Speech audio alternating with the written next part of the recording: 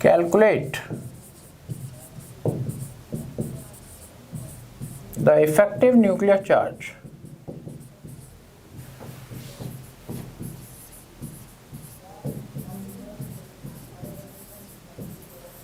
of sodium and potassium. Sodium and potassium. अब इसमें देखिए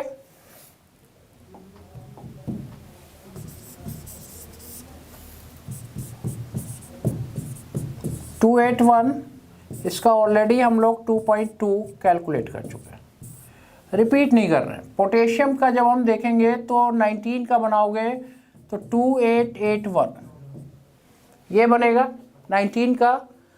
आउटर मोस्ट का तो 0 हो गया, सॉरी सिग्मा।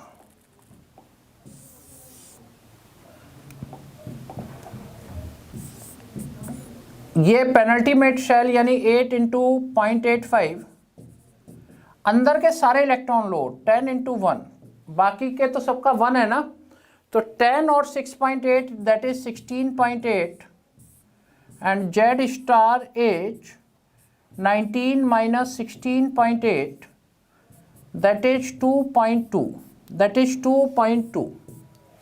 तो ये जेड स्टार आप देखिए ग्रुप में जाने पर सेम आ गया, सेम आ गया, सेम आ गया। तो इसका मतलब इफ एक्चुअल अट्रैक्शन तो सेम रह गया, लेकिन नंबर ऑफ शेल पोटेशियम में ज़्यादा होती है in comparison to the sodium.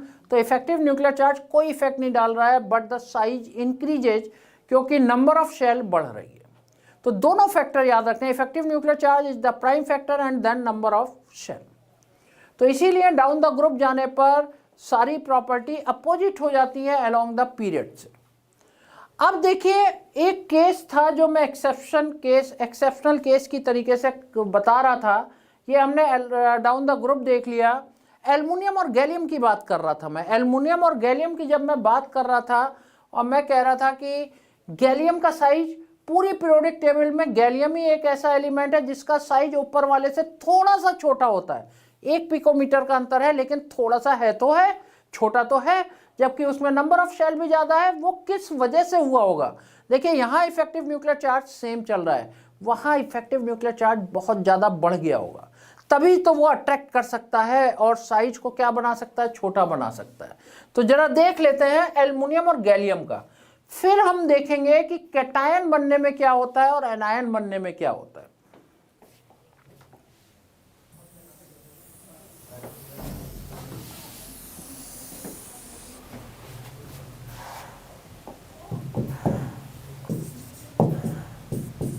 Calculate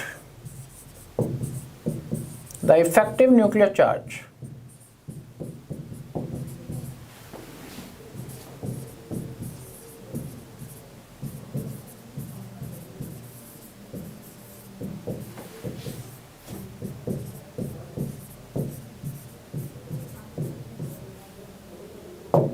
aluminum and gallium।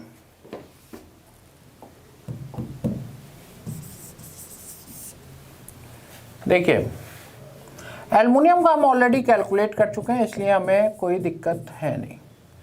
इसका जेड स्टार पीछे देखोगे तो ये हमने 3.5 कैलकुलेट करा था, सही है। ये एक ही ग्रुप में है। ग्रुप में सोडियम पोटेशियम का मैंने करके बताया था, वहाँ सेम था, नंबर ऑफ शेल बढ़ी थी, साइज बढ़ गया था।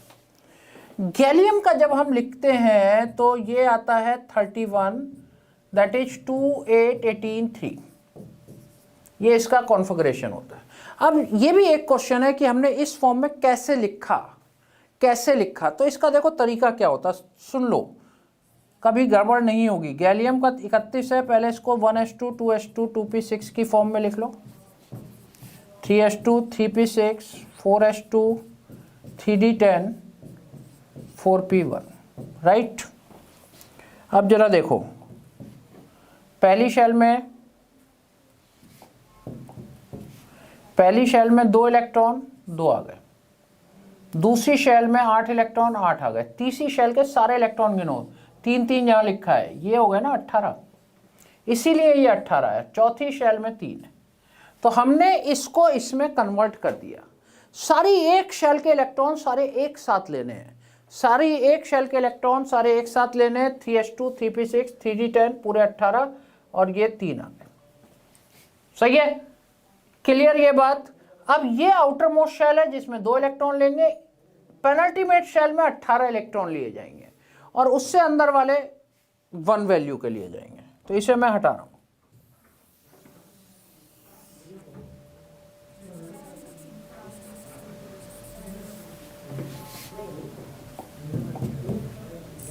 Sigma 2 into 0.35 plus 18 into 0.85, right, ये पेनल्टीमेट शेल है अंदर का, प्लस 10 इंटू 1, 10 ले लिए पूरे इलेक्ट्रॉन। तो ये पूरा कैलकुलेट होके 26 आ जाता है। इसका जब सिग्मा पूरा सब जोड़ोगे तो 26 आ जाएगा। And Z star is 31 minus sigma that is 26 that is 5। अरे ये तो बहुत ही अलग सी चीज हो गई। ये आप देखिए डाउन द ग्रुप जाने पर इफेक्टिव न्यूक्लियर चार्ज बढ़ गया, इफेक्टिव न्यूक्लियर चार्ज बढ़ गया और इफेक्टिव न्यूक्लियर चार्ज बढ़ने की वजह से अट्रैक्शन बढ़ेगा। शेल भले ही बड़ी है लेकिन इसकी वजह से इसका साइज थोड़ा सा छोटा हो जाता है। आप देखते हैं ना, लेंथेनॉइड कॉन्ट्रैक्शन का नाम सुना होगा। लेंथेनॉइड के बाद जो भी एलिमेंट आएगा जस्ट बाद लेंथेनॉइड के हॉफनियम आता है। हॉफनियम से ऊपर जिरकोनियम रखा हुआ है। जिरकोनियम और हॉफनियम दोनों के साइज बराबर हो जाते हैं, जबकि हॉफनियम में एक शेल ज्यादा है और ये twins of the periodic table कहलाते हैं। 159 पिकोमीटर एंड 160 पिकोमीटर करीब ऑलमोस्ट सेम है, और जबकि हॉफनियम में एक शेल ज्यादा है। वो किसकी वजह से? उसमें इफेक्टिव न्यूक्लियर चार्ज बहुत ज्यादा बढ़ गया, क्योंकि 4f के जो 14 इलेक्ट्रॉन, प्रोटॉन भी बढ़ रहे हैं, शेल बढ़ नहीं रही है और स्क्रीन भी नहीं बन रही है, तो वो अट्रैक्शन इतना ज़्यादा बढ़ा देते हैं कि उसका साइज छोटा हो जाता है। लेंथेनॉइड कॉन्ट्रैक्शन क्या है? पूरी लेंथेनॉइड सीरीज में लगातार साइज कम होता जाता है क्योंकि इफेक्टिव न्यूक्लियर चार्ज बढ़ जाता है। हर प्रॉपर्टी, हर एक्सेप्शन इफेक्टिव न्यूक्लियर चार्ज से ही निकल के आएगा। ये गैलियम का केस मैंने आपको बता दिया। गैलियम का केस इसीलिए छोटा होता है क्योंकि इफेक्टिव न्यूक्लियर चार्ज एल्युमिनियम से सेम ग्रुप में होने के बावजूद भी ज़्यादा होता है। जनरली सेम ग्रुप में इफेक्टिव न्यूक्लियर चार्ज सेम रहता है।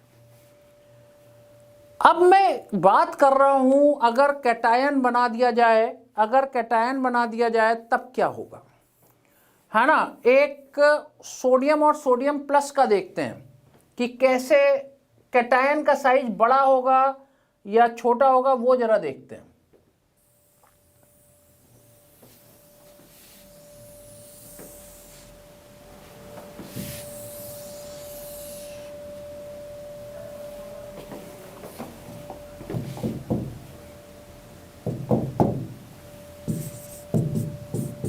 Calculate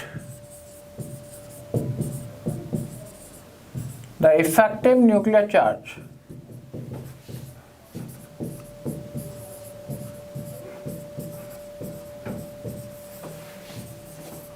sodium and Na+। मैं हर केस आपको बता रहा हूं, है ना। यहां हम देखेंगे बड़ा इंटरेस्टिंग चीज।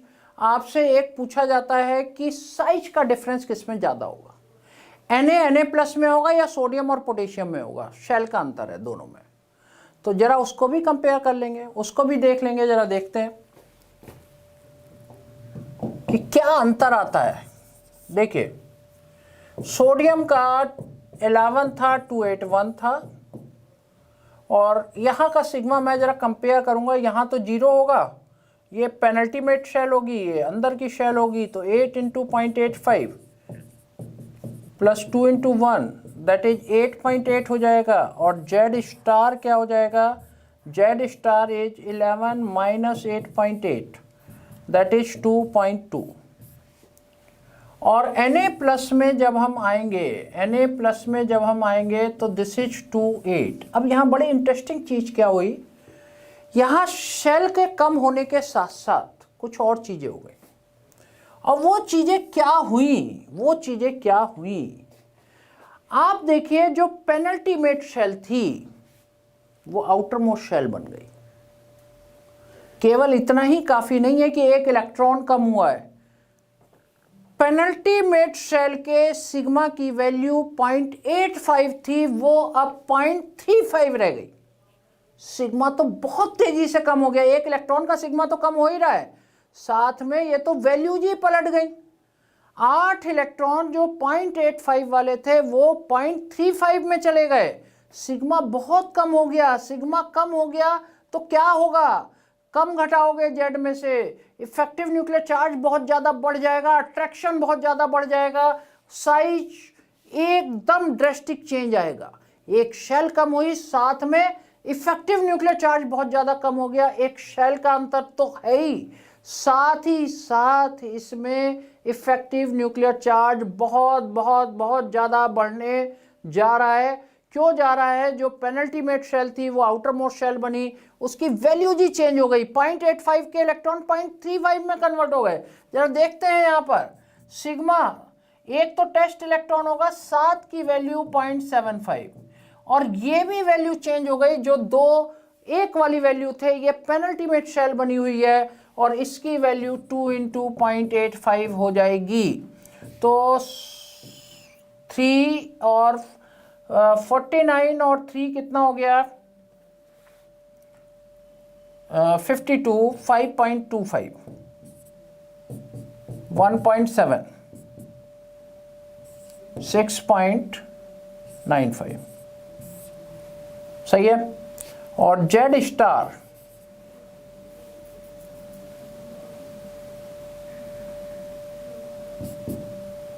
11 माइनस 6.95, जरा देखिए 4.05। जरा मैं ये देख लेता हूँ ये मैंने सही करा नहीं करा। ओहो गड़बड़ है बेटा, ये जरा मुझे हटाना पड़ेगा, ये मैंने कर दिया गड़बड़। 0.75 नहीं 0.35 रखनी है, इसीलिए तो मैं देख रहा था। 7 × 0.35, अब आउटर मोस्ट शेल की 0.35 है ना, 2 × 0.85, गुड। अब ये 7, 5, 2.45,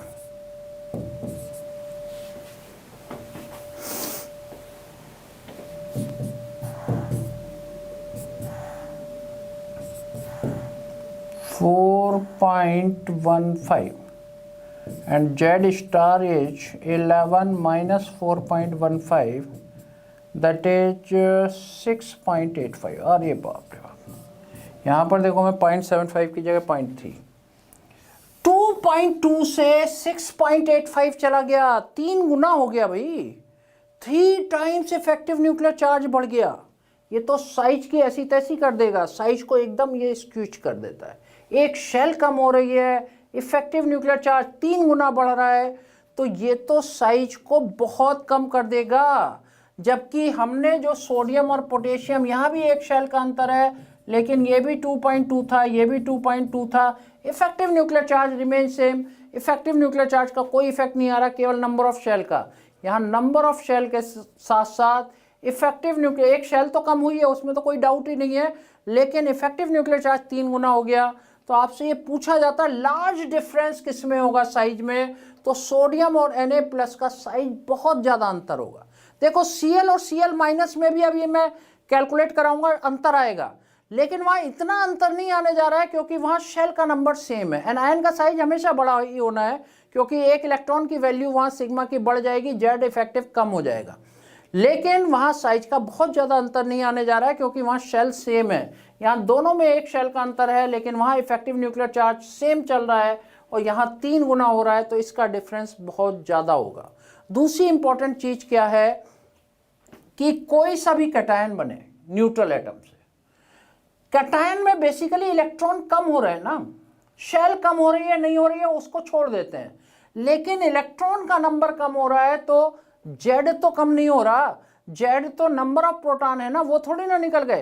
प्रोटॉन की वैल्यू 11 इसमें भी रहेगी और 11 इसमें भी रहेगी, लेकिन वहाँ एक इलेक्ट्रॉन या 2 इलेक्ट्रॉन जितने भी पॉजिटिव चार्ज आ रहे हैं वो कम हो रहे हैं, तो वो सिग्मा की वैल्यू को कहीं ना कहीं घटा रहे हैं। सिग्मा को घटा रहे हैं तो जेड में से कम चीज माइनस हो रही है, तो जेड स्टार बढ़ जाएगा। और इफेक्टिव न्यूक्लियर चार्ज बढ़ेगा तो उसका साइज छोटा हो जाएगा। इसीलिए हम लोग एक पॉइंट बना देते हैं कि the size of cation is always smaller than it's neutral atom. The size of cation is always smaller than it's neutral atom. ये हमारा एक पॉइंट बन के तैयार हो जाता है। तो ये पॉइंट आप नोट भी कर सकते हैं। द साइज ऑफ कैटायन, ये किसी भी कैटायन के लिए ट्रुथ है। The size of cation is always smaller than it's neutral atom. अब मैं जरा एनायन की बात करता हूं। मैं हर केस को यहां पर डील कर रहा हूं, हर केस को, और कैलकुलेट करके आप देख रहे हैं इसे।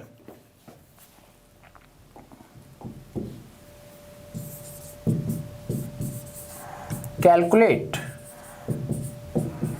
The effective nuclear charge, effective nuclear charge of Cl and Cl minus 17 and 18 हो जाएगा ना। एटॉमिक नंबर 18 नहीं है, टोटल इलेक्ट्रॉन 18 है। अब यहां पर हम Cl का हमने कैलकुलेट नहीं करा, करना पड़ेगा। 287 17 का sigma edge, outer most shell में एक टेस्ट इलेक्ट्रॉन है, 7 के 6 लिए जाएंगे, 6 × 0.35, 8 × 0.85 पेनल्टीमेट शेल प्लस 2 × 1, तो ये आ जाएगा 6 पंजे 30 और 6 3 18 और 3 21, 2.1, 6.8 plus 2, 8.8, 6 2 8 2 10, 10.9 and Z star is 17 is the atomic number minus 10.9, that is 6.1, 6.1। अब जरा Cl माइनस पे आते हैं। Cl माइनस में एक इलेक्ट्रॉन बढ़ गया, 288 हो गया।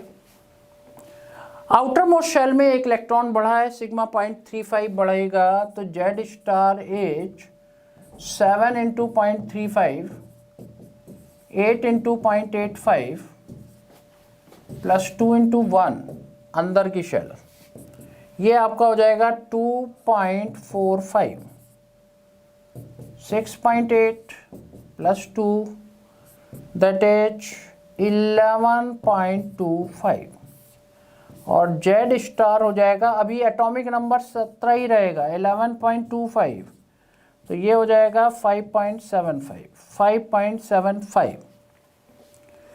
और आप देखिए इफेक्टिव न्यूक्लियर चार्ज कम हो गया थोड़ा सा, 0.35 की वैल्यू, और इफेक्टिव न्यूक्लियर चार्ज कम हुआ है और शेल का नंबर सेम चल रहा है, बढ़ भी सकती थी। तो अल्टीमेटली एनायन का साइज हमेशा बड़ा होगा अपने न्यूट्रल एटम से, विदाउट एनी एक्सेप्शन। क्यों? क्योंकि आपका जेड नंबर तो सेम चल रहा है, केवल आप इलेक्ट्रॉन ही तो बढ़ा रहे हैं, एक इलेक्ट्रॉन बढ़ा रहे हैं, तो सिग्मा के एक इलेक्ट्रॉन की वैल्यू क्या होगी? बढ़ जाएगी, और जिसकी वजह से द साइज ऑफ एनायन, ये पॉइंट नोट कर लेना, the size of anion is always larger than it's neutral atom, is always larger than it's neutral atom without any exception. तो ये मैंने सारे पॉइंट्स आपको बताए कि किस तरीके से इफेक्टिव न्यूक्लियर चार्ज कैलकुलेट होता है। कोई भी एक्सेप्शन केस कभी भी हम डील करेंगे तो इसी से निकल के आएगा, बीच बीच में देख लेंगे अगर कोई एक्सेप्शन आ रहा है तो क्यों आ रहा है, तो वो इफेक्टिव न्यूक्लियर चार्ज से ही निकल के आएगा। आपको कैलकुलेट करना आ गया, मैंने हर केस में बता दिया, कैटायन, एनायन, साइज का difference, gallium, along the period, down the group, सारी चीज़ें यहाँ पर डिस्कस कर दी हैं। अब हम आ रहे हैं पीरियोडिसिटी इन प्रॉपर्टीज। ये तो मैंने एक जनरल सी चीज़ थी जो एनसीईआरटी में मिसिंग पार्ट चल रहा है ना, सारी चीज़ इस पर डिपेंड कर रही है, उसको एक्सप्लेन नहीं करा गया है और डायरेक्ट उन्होंने पीरियोडिसिटी इन प्रॉपर्टीज ले ली है। पीरियोडिसिटी इन प्रॉपर्टीज में पहली जो हम प्रॉपर्टी लेने जा रहे हैं that is atomic size and atomic radius.